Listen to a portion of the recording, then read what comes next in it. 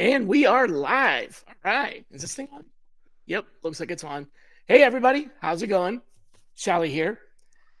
I think there's at least one other person in the room today. So waving at you. Looks like we've got some folks still dropping in.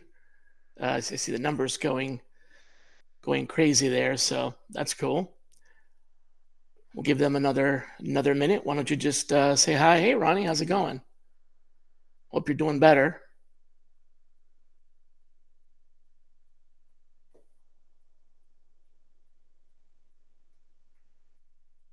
So, as we let a few more folks join us, why are we here today? Well, we are here to talk about the art and science of personal networking.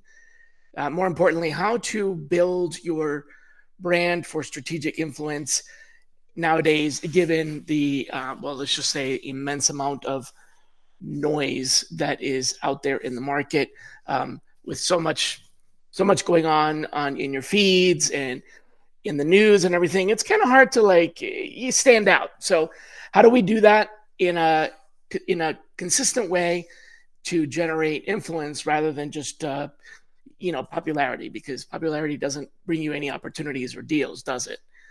So that's what we're going to be talking about. Hopefully we can just go ahead and get started, and then folks will join in as they can. I don't want to keep people past the hour as we promised, so we will go ahead and get started.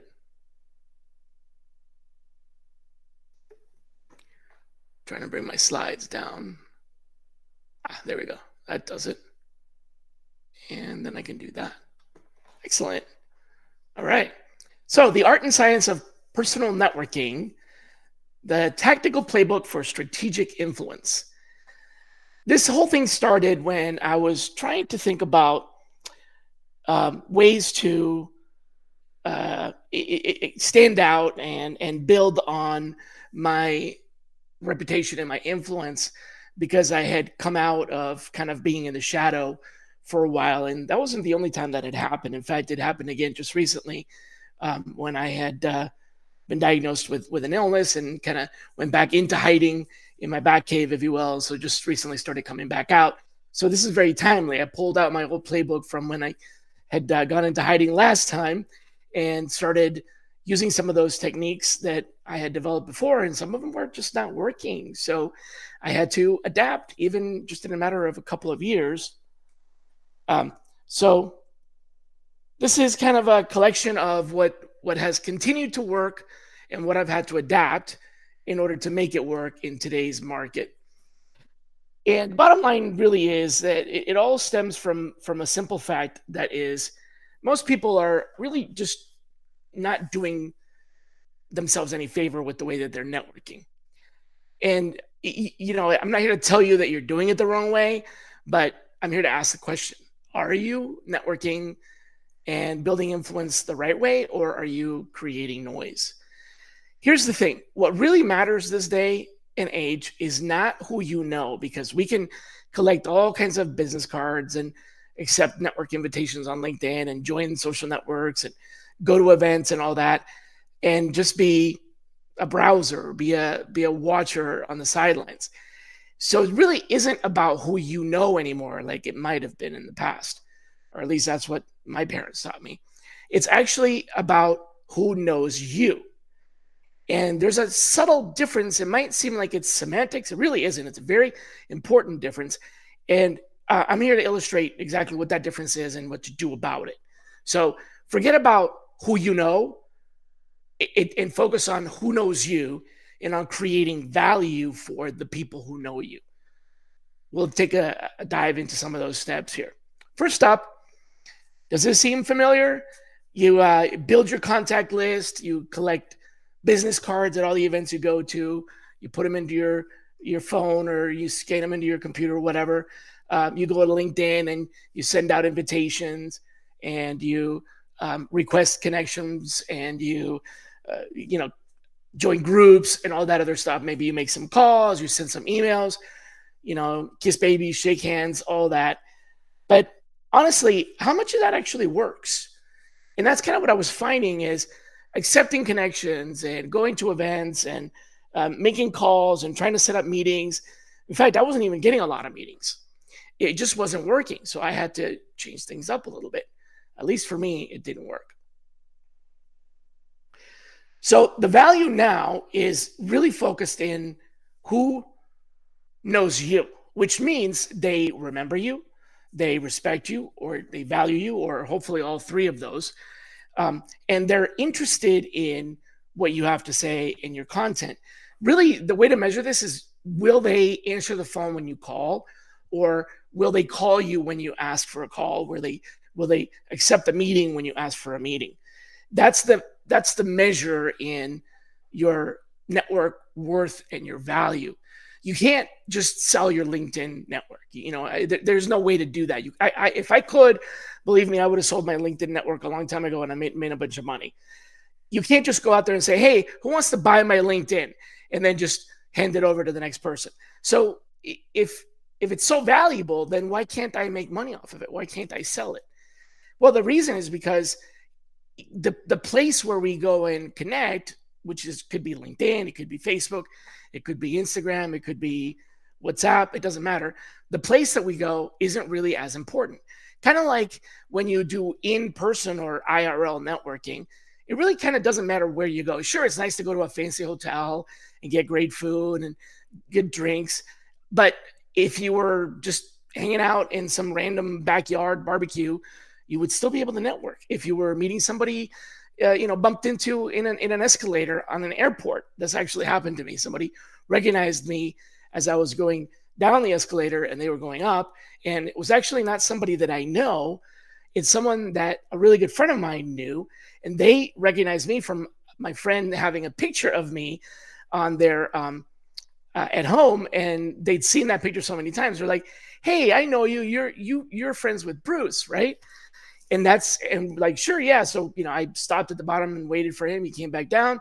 We chatted for a few minutes, and I made a connection.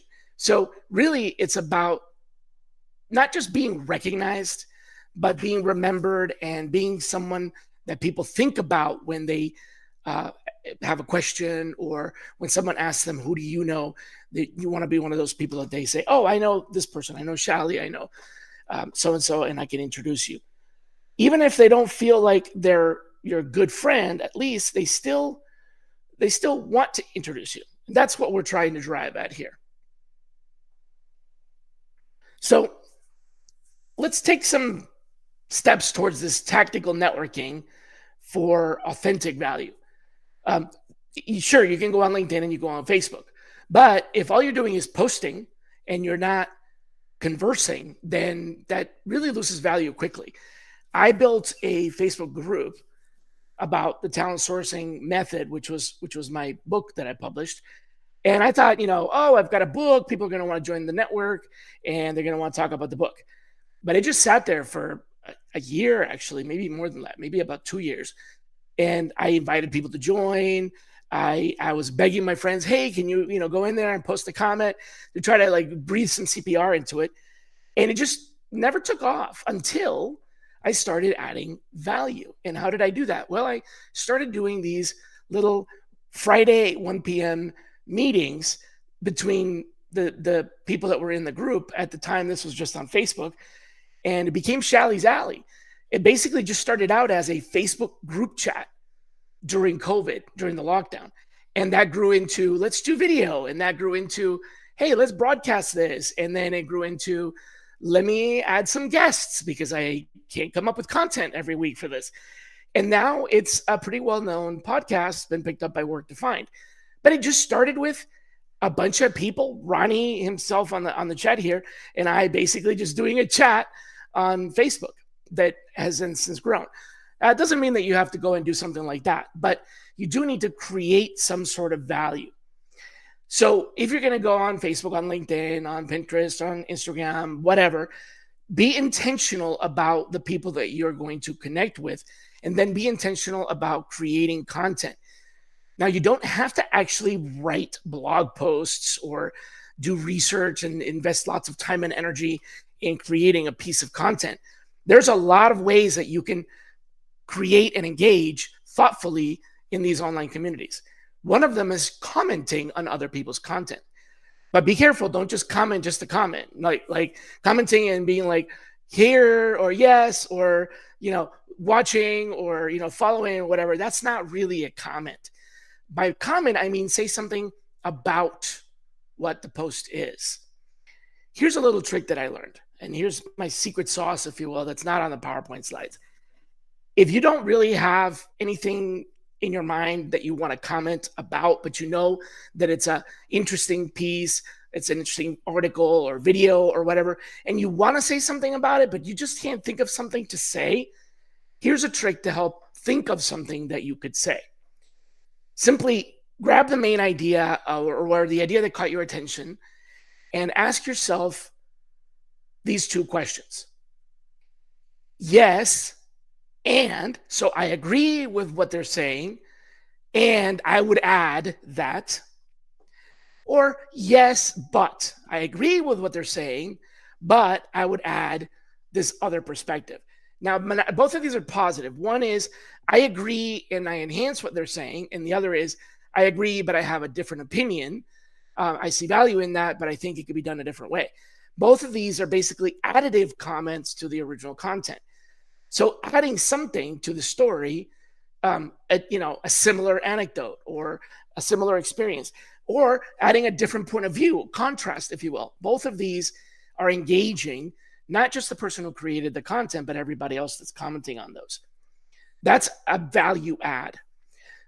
You also don't have to write original content. You can create content by what's called curating other people's content. So, for example, maybe you created a good list that you subscribe to of different news sources, maybe through RSS.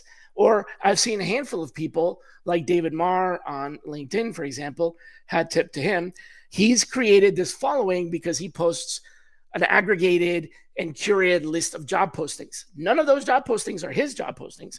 They're job postings of sourcing and recruiting roles that he shares with his network, and he's built a big following for that because people subscribe to see the updates.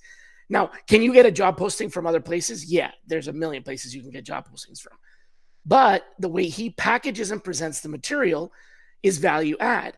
He's curating the ones that are remote roles or that are mid-level roles and so on. So instead of you having to go out and figure out how to do that for yourself, he's already done the filtering, and you can count on the fact that he's vetted these roles and they're new and fresh. Of course, by the time you read the post, if it's a week later, they're not so new and fresh anymore. But the idea is if you get that post when it's first out, you have first mover's advantage. And there's many other ways to do that. So you don't even have to be an expert in a particular field in the sense that you're like a PhD in that area. Just as long as you have something to say about it, even if what you're doing is reviewing someone else's work, like doing book reviews or gathering articles about a particular topic and summarizing those articles into a new blog post that, basically captures the ideas from all the articles and compares them, or a pro and con list or something like that. These are all ways that you can create original content by using existing content and just adding a little bit of flavor to it. Kind of like taking that recipe from the recipe book and adding that dash of hot sauce or whatever you want to call it. So when you're at events, here's a couple of tips. And this is, again, recently learned about this at a couple of events. I just started going back out after my cancer treatment. I just started going back out to events. And I felt really out of it. I felt like I just didn't really know exactly what was going on because there were so many things that had changed. And so I sort of went in the corner and sat down and just waited. Now, nothing really happened. A couple of people who knew me came by and said hi, but it wasn't until I actually got up and decided to take action that I started getting value out of this event. This was a talent acquisition week in San Diego that I'm talking about. And what I did was I went through the registration app thing where you can see who's there. And I did a search for people that I want to meet. And I just highlighted 5 people. Basically, looking through the directory of attendees, I just highlighted 5 people. And then I walked around to look for those people, see if I could recognize them based on their picture. And if I saw them and they were talking to somebody else, I would later approach that person and ask for an introduction to the person that I wanted to meet. So essentially, I kind of found the people that I wanted to talk to.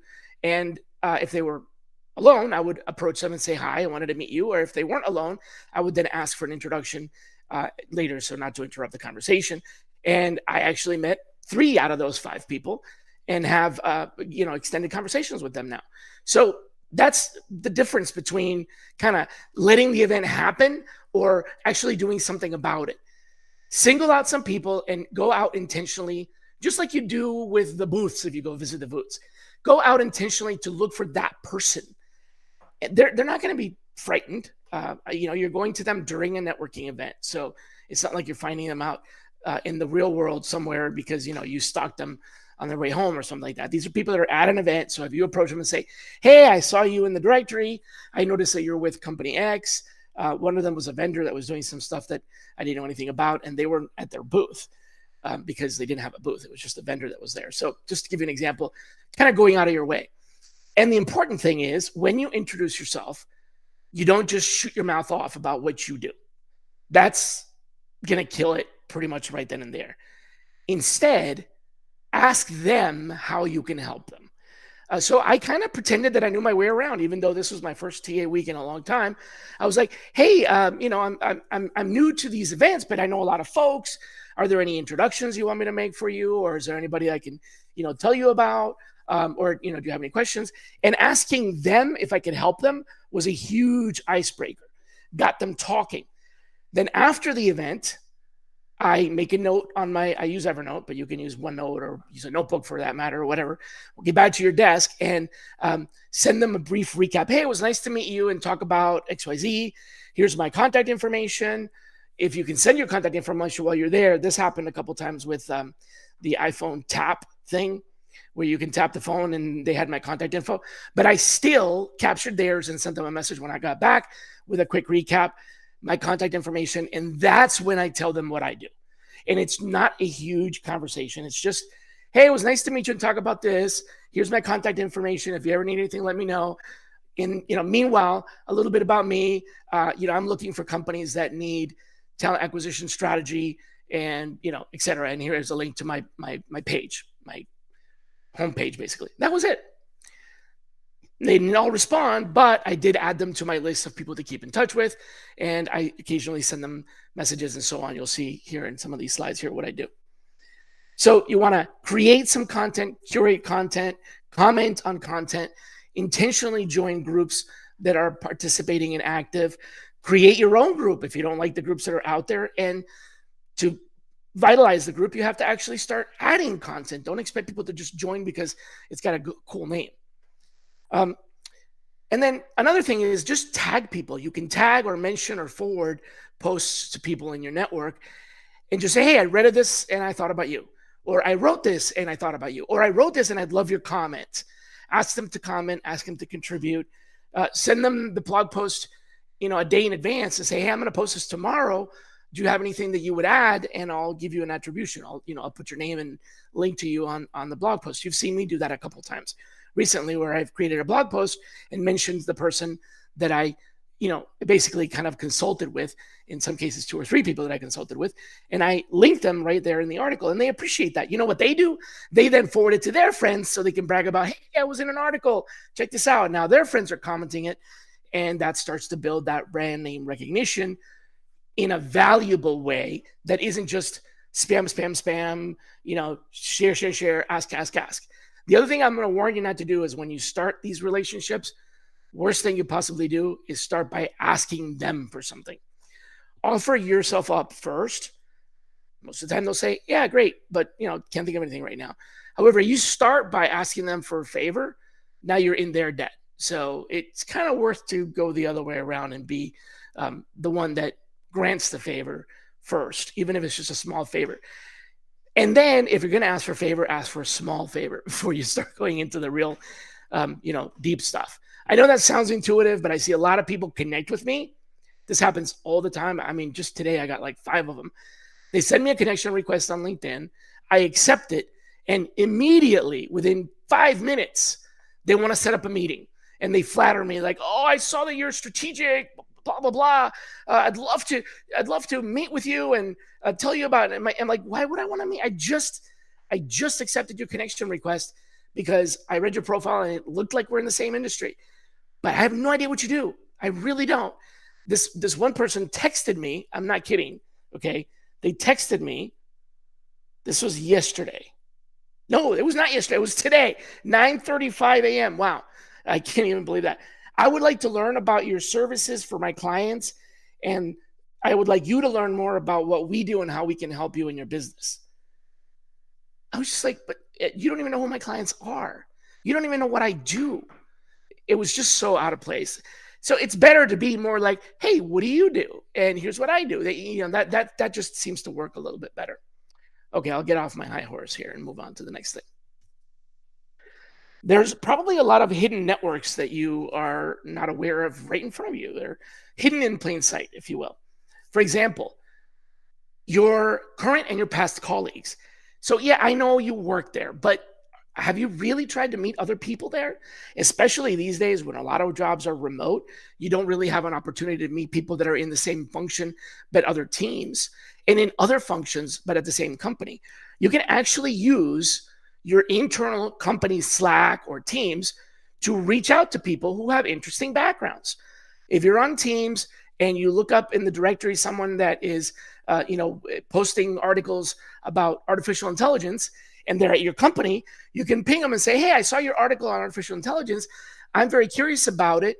Would love to, invite you to coffee or do a virtual coffee or something. Are you open to a quick 15 minutes sometime this week or next week to talk about it?"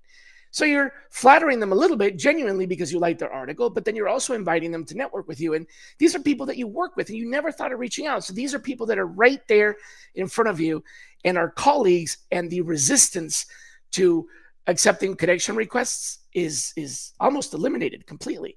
You work at the same company.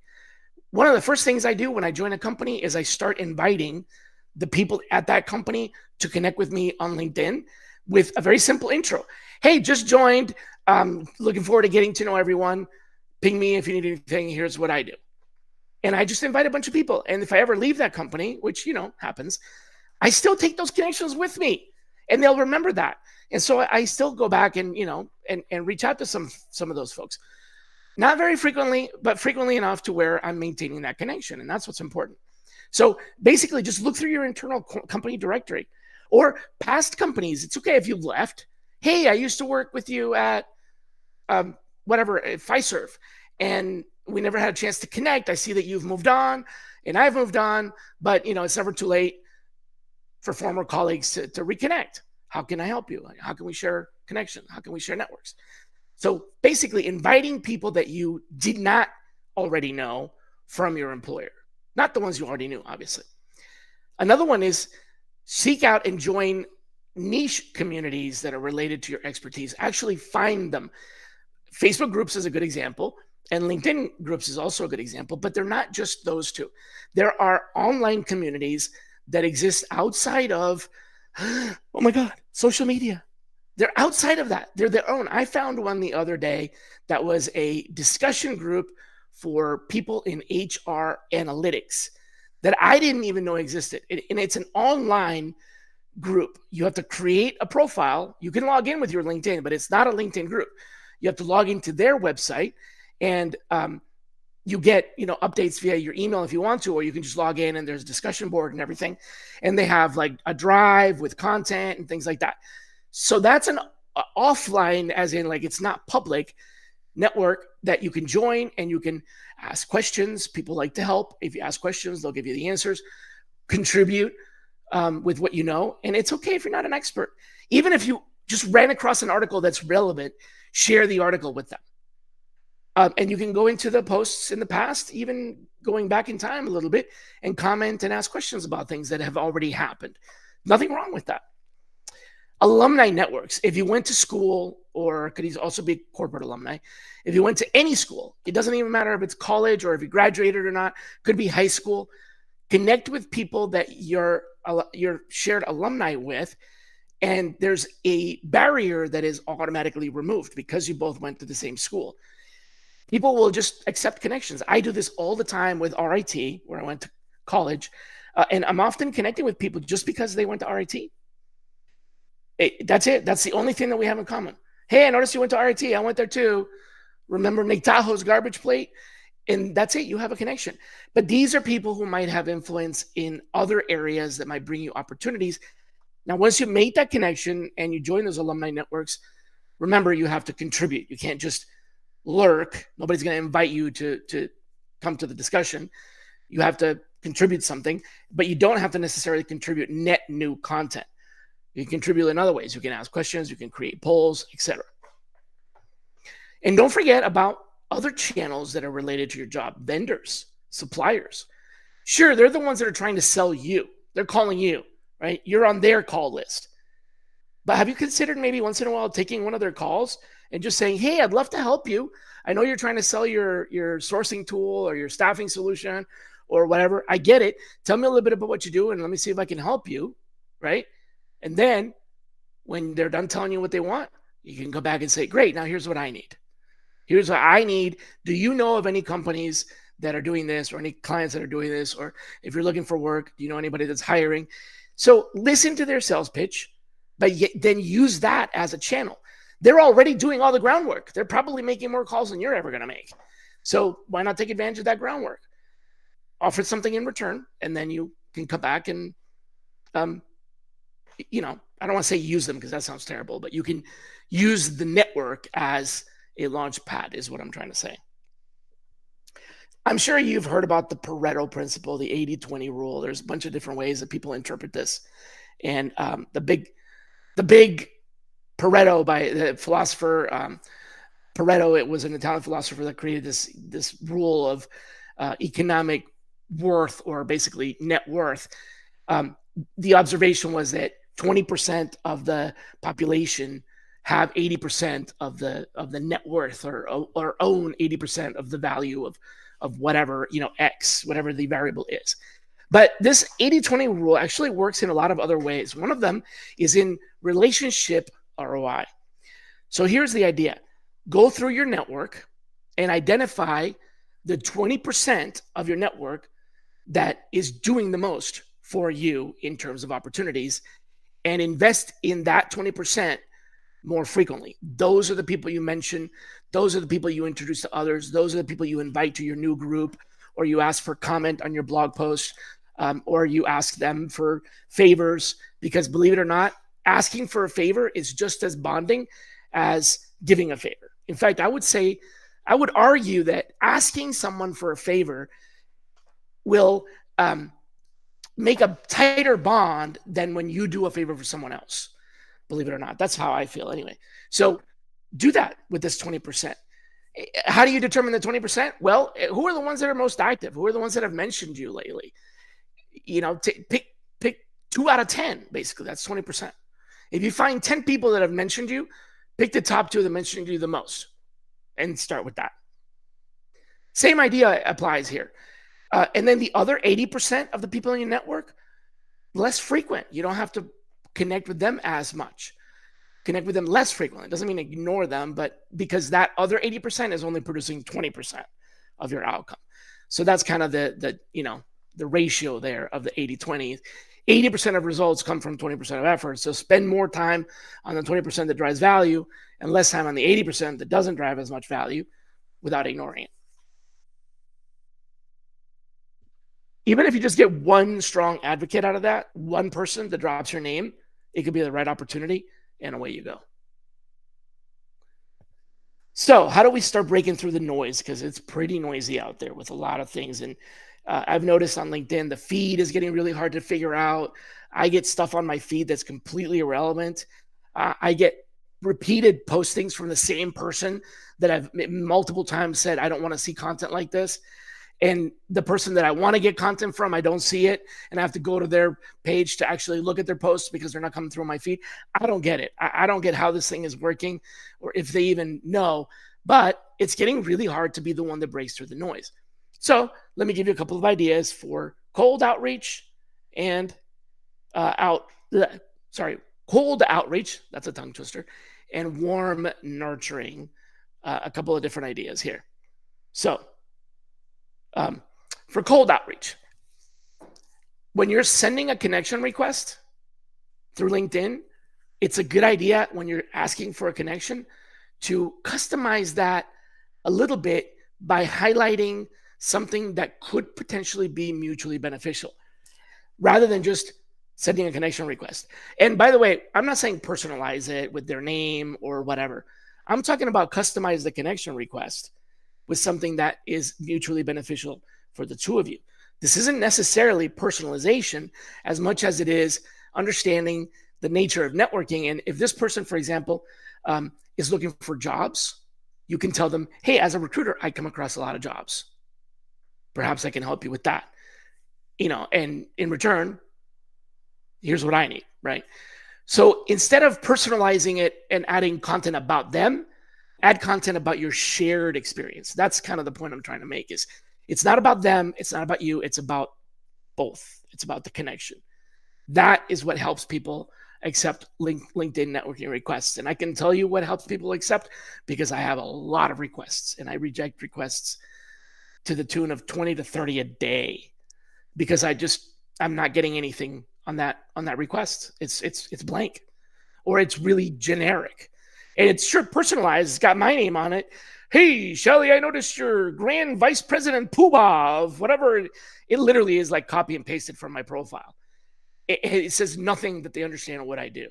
It's just my name and job title. That's not really what I'm talking about. That is personalization, but that's not what I'm talking about. I'm talking about them noticing something that is interesting to me and, sharing that. So that's what I want you to do. Customize it based on that.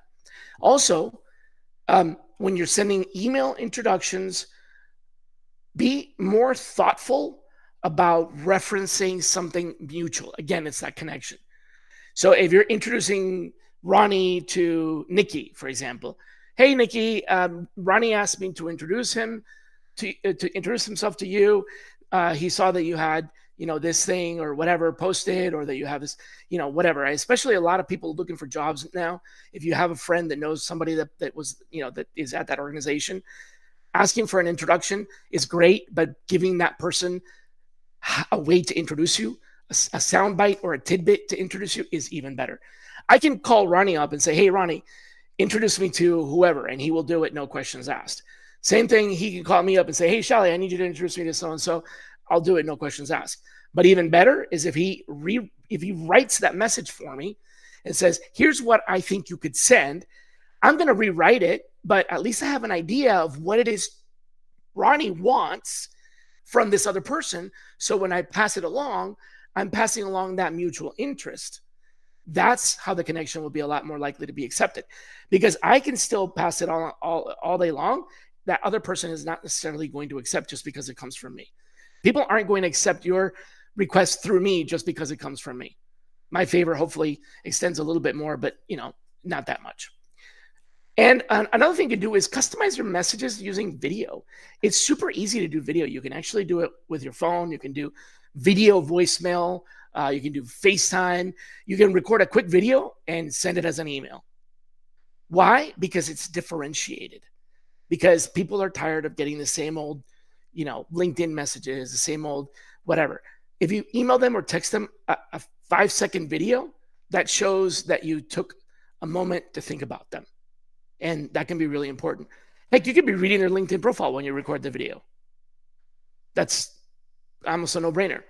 Now, how about some warm nurturing? These are for contacts that you already have. Well, I would do check-ins and I would share helpful information on those check-ins. So, for example, just saw this article, thought about you, checking in, how you doing? Drop me a note. Or just saw this video, or hey, have you seen this? Have you heard of this? Are you going to this event? I'm going to this event. Are you going to be there? These are all ideas of ways that you can build nurturing with a group of people that you consider that 20%, if you will. This is, remember, your 20%. You're going to be, developing more, investing more time in something funny, something interesting. Always, share it when you check in. It doesn't matter if the person may not find that particular thing interesting. What matters is that you're thinking about them and you're sharing. and they might write back and go, "Yeah, I saw that," or "Haha, that's not funny," or whatever. But that's still engagement versus just dropping a note to check in. How's it going? Or even worse, which is what happens to me all the time. I need a favor. I don't hear from them for 5 years, and the next thing I hear is I need a favor, and then I don't hear again for another 5 years, and then I get another, hey, I need a favor. You're my friend whenever you need me to move your television, but you're not my friend whenever you're, you know, just having a thought or whatever. That doesn't make any sense. So, um, celebrate milestones. You saw that they got a promotion. Now, be careful about this. I will warn you, though. I don't personally like public accolade. I don't like people saying great job or whatever, or congratulations or happy birthday or all that in public. I don't hate it. I'm not saying that, I'm not telling you don't do that. I'm just saying personally, I much prefer a text message, a voicemail, a video call, even a LinkedIn message or just private DM, um, rather than, a public kind of like announcement. So be aware that some people have that preference. And if you know that, then, respect that preference, but definitely celebrate. You can always drop a note privately, not publicly, via any one of these channels. This could be new job, this could be promotion, this could be an article they wrote, etc. And then the last of my 3 ideas for warm nurturing is to actually go out of your way to think about who in your network should know someone else in your network.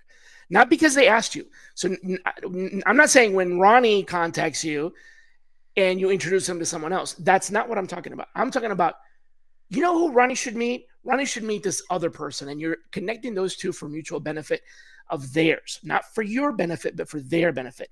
You're connecting 2 people that you know that don't know each other for the benefit of those 2 people, not because you need something. And that doesn't take a whole lot, and it doesn't take much volume of that before you start building a reputation as a connector, someone who's a connector. So if you just met someone and you're struggling to figure out ways that you want to stay connected, think, is there anybody on my network that I know that I could introduce them to? And then just draft up an intro.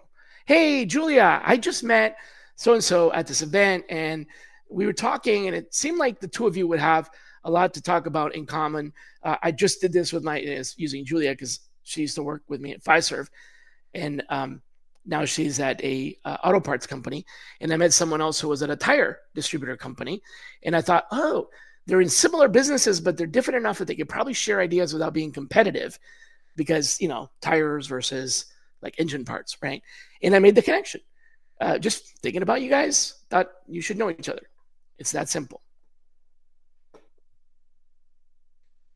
By the way, there's a chat. If you want to ask anything, feel free to do that in the chat or in the Q&A section. I haven't seen any questions come in, but feel free to do that. I'm looking over here because my slide changer thing is over there. Sorry about that. Automation tools. Obviously, this is, well, not so obvious because I don't know if I mentioned that at the beginning, but this webinar is courtesy of, sponsored by, if you will, Jobin.cloud, and that's the reason that we're able to use Crowdcast and all that stuff. And I'm not just a customer, I'm also a member, if that makes sense. So I've actually been using Jobin a lot lately for this specific purpose. And there's a couple of things that I want to share with you. First of all, Jobin Cloud is free. There's a free account. So I'm not asking you to buy anything. You can definitely check it out. Just literally go to Jobin.cloud and create an account under your email address, whatever email address. And there's a few features that you can use for free. Now, there are some other features that are not free that you have to pay for. For example, the enrichment part where you actually get like contact information, as I'm sure you're well aware, that costs money. That's something that they themselves have to acquire. So that's not necessarily going to be free, but there are plenty of other options that are free. And one of those is the LinkedIn automation. And that's very, very good to what I'm talking about now. That's completely free forever. So, if you want to pay for other stuff, you can get more automation, you get, extra features, but the actual individual extraction of LinkedIn profiles into your contact management system on LinkedIn. A CRM that's built in is free. Metrics around that, ranking filters, etc. You can also send direct messages or invites up to 15 a day. That's a lot. You actually would be fine if you just sent 5 a day.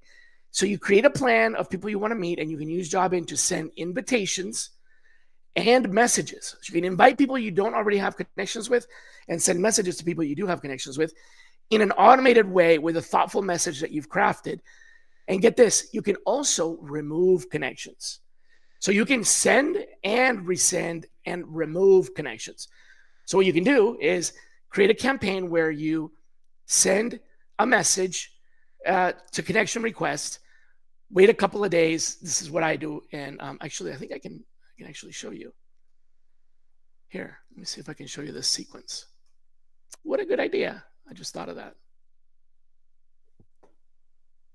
To get to stop presenting and share screen.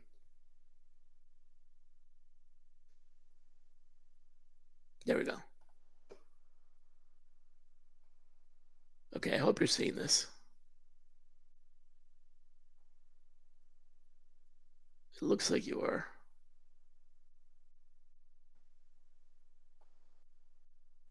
Okay, I think you are. Anyway, so these are the sequences here, and you can see I've got build connections, and then I've got catch ups. I have 2 campaigns that are running.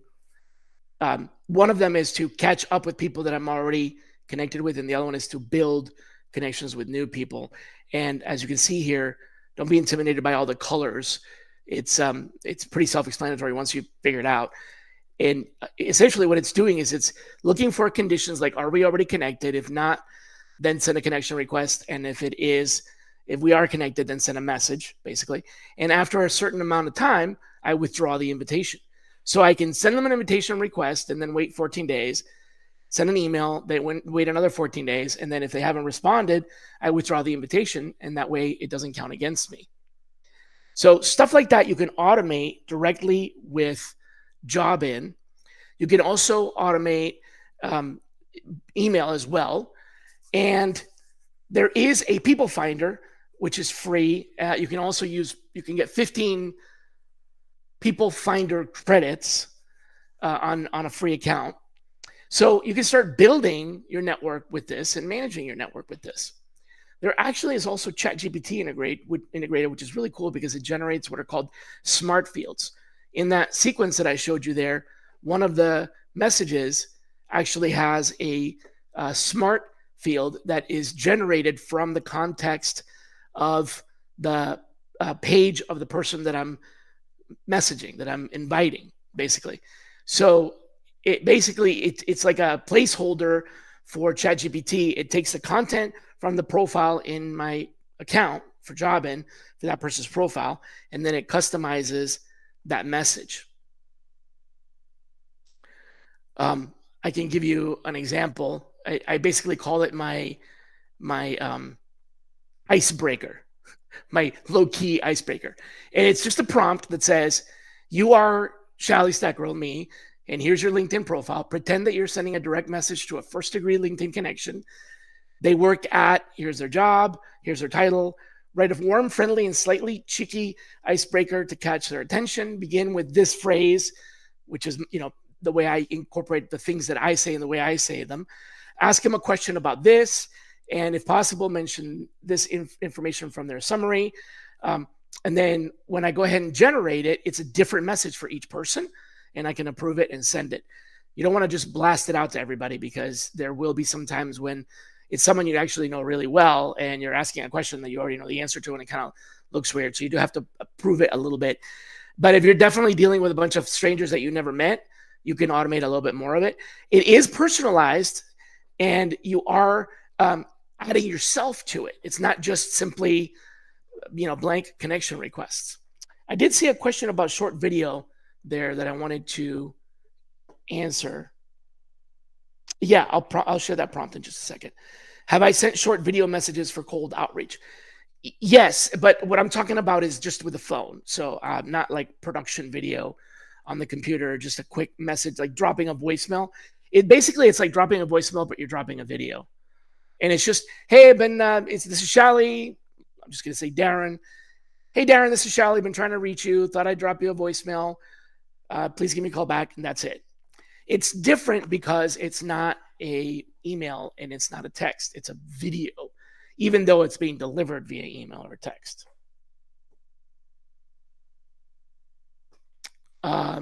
No, the features don't go against the LinkedIn user agreements. But you know what? I can let the job and people answer that more specifically, because although I'm a user, I'm not one of the creators, so I don't know exactly. I've been using this for quite a while now and have not had any issues with LinkedIn. There's definitely what do they call it? Guardrails.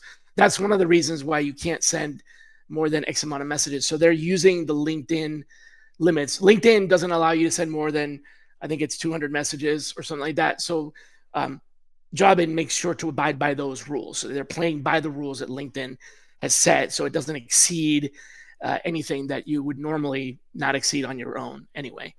Prompt. Sorry about that. Let me grab that. Here is the prompt. So keep in mind, this is my prompt. It's going to sort of sound a little weird if it's coming from you, because it's really my voice. But let me see if I can put that into the reply. Oh, I don't know if I can reply or not.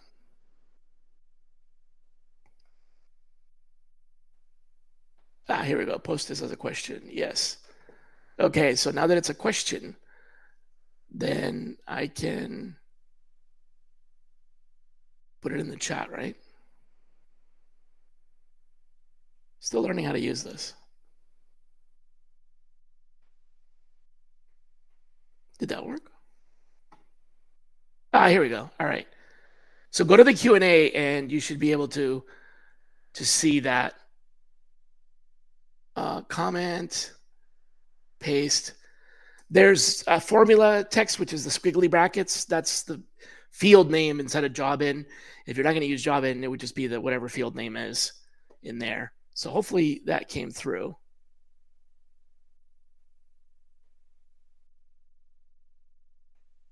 Let me see if I can contact.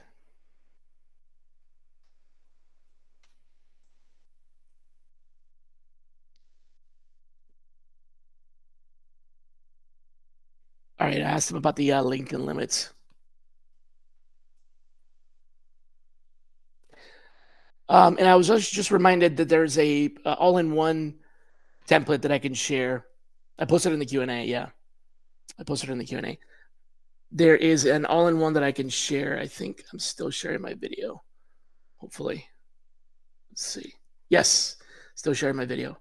So that is the. Let me get out of here and go back to sequences and add a sequence.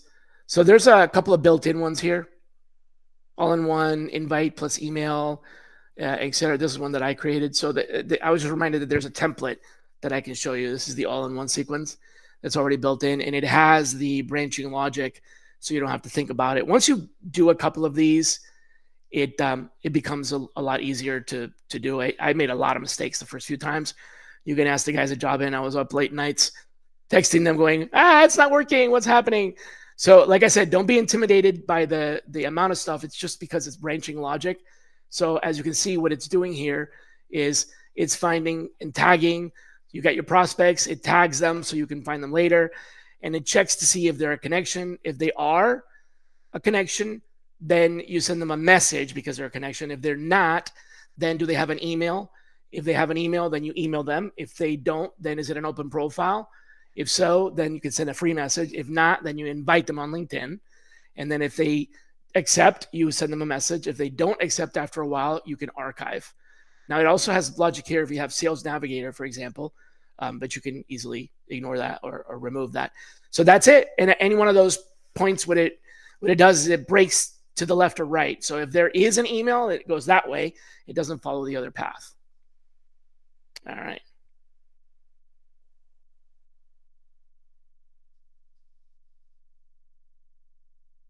The Jobin team is going to come in and answer the question about the user agreements. I don't know how to answer that. Let me go back to the slides. And here we go.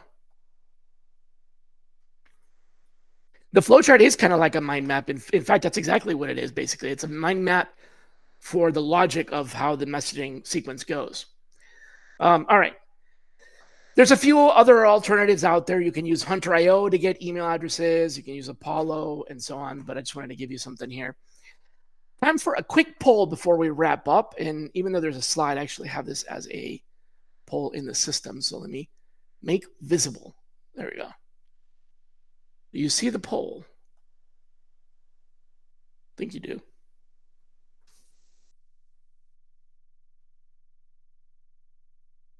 Is it showing? The question is, which networking approach has brought you the most value in the last year? If you see on the right-hand side there on the chat, it should show up.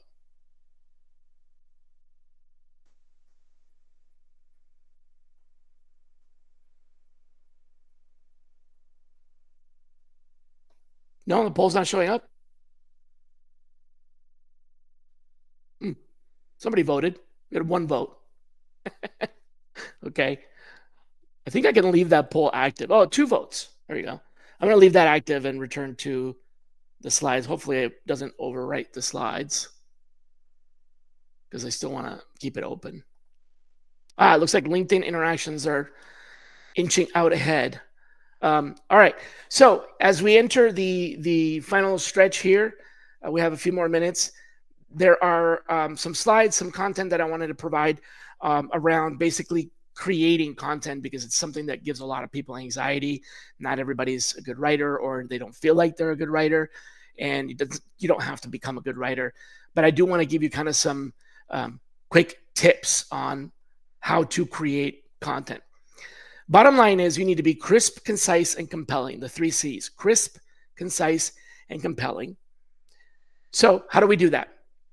Before you create any post, think about what the end is that you have in mind. Why am I doing this? Is this to build connections, to get people to register for an event, to get people to email me? What is the objective? What is the outcome before you craft the message, and then tailor your message to that outcome? There's no such thing as a universal message that's going to give you everything you need. You have to craft each message or each post or each comment for that designed outcome. Audre Lorde is a prominent activist and writer, and one of my favorite quotes of all time that's very, very relevant today is she said, "There are no new ideas, there are only new ways of making them felt." So basically, it's not about necessarily creating something that's never existed before. That's really hard to do. It's possible, but it's really hard to do, especially consistently. But you can definitely repackage and share versions of ideas and make them felt in new ways. So hopefully that gives you a little bit of inspiration. As for the 3 C's, crisp. Crisp is about why you exist. What is your promise? So think about, what are the attributes that you want people to think about when they think about you? When they think about me, I want them to think strategic, sourcing, talent acquisition, top of the funnel, automation. And so that's why a lot of my content is very, very directed at that very intentionally. So what do you want people to associate your name with? Is it the innovator, the problem solver, the introducer, the connector, the question answerer, the favor granter, whatever? And that is your positioning, and drive every single message, every content towards that as crisply and clearly and consistently as you possibly can. The rule of 5 is the other tip I wanted to share. The rule of 5 is basically this: people remember about 5% of what they see, hear, read, about 5%. And it takes about 5 times for them to remember something. So basically, be frequent, be often, be loud. You don't have to have the best idea. You don't have to have the originalist idea, the newest idea.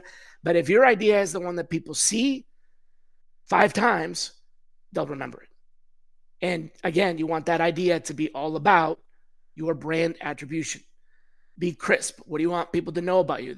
You want them to see you as an innovator, then a lot of innovation and a lot of variation on things that other people innovate, right? You want to be seen as the connector, then make lots of introductions, do lots of tagging and mentioning, but be intentional about that design. And then finally, the last but not least is compelling. So we have the three C's. We have crisp, concise, and compelling. And this is the hardest one. My best tip on how to be more compelling is to join a problem and a solution and offer the result. So don't point out the problem by itself. Don't point out the solution by itself. A solution without a problem doesn't create results. A problem without a solution doesn't create results. It might get you attention, but it's not going to get you the results that you want in networking. So you connect the problem to the solution, and that's how you get the results. State the problem, state the solution. And as far as what you say, or rather not what you say, but as much as how you say it, because the what you say is the problem and solution. The how you say it is whatever you're writing about in your mind. If you're thinking about me, turn it into we. So how can you take that me writing about me, about what I do, about what I think? How do you turn that into we, what we think, what we should do, what we can do? And then if you want to get really good at it, how do you turn that into you, but without saying it? Right? So me is all about me. Me is all about the person that's writing. We is about the people that are reading that. You is about that particular reader. And that's really hard to do. But if you think about what you're saying in the we context, it gets easier to put it in the you context. And that is the what's in it for you. People talk about WIFM all the time, but they don't tell you how to get to that WIFM. It's not easy to just go from me to you. You've got to take that transition, me to we to you. Little Venn diagram here that I designed some time ago that I think is pretty handy. And it's the three circles of what is it that you want to say? What's important to you that you want to talk about? What is it that's the most important or most valuable for your business, your networking goal, right? So what do you want to talk about? What does your business need? And then the third is what do they want to talk about, your audience? If you can bring those three into congruence, what you want to say, what your business needs, and what they want to talk about, and find the congruence between those three, that's where you start the conversation. If you start it in any of the other two, even if there are just two or even just one of them, it's not as effective. The most effective conversation starters and networking are when it's something that you care about, they care about, and it's good for your business. Sure, you can write about what they care about, but that's not good for your business necessarily. It may be. It may be what they care about, and it may be good for your business, but it's not what you care about, so it's going to come across. So again, the congruence between those three. And with that, we are wrapped up at, wow, 2 p.m. on the money. Look at that. I saw a few other questions that came in. The live broadcast, I think, is going to end, but I will definitely answer some of those questions. Some of those are also comments here. And thank you for taking a moment to answer the poll. There, it looks like six to 1 LinkedIn interactions was like by far the winner there. All right, folks. Well, thanks for your time today, and we will see you. This is going to be a series, by the way, so we're going to see you in the next one. We'll just continue to build on this series in different topics. I'll see you later.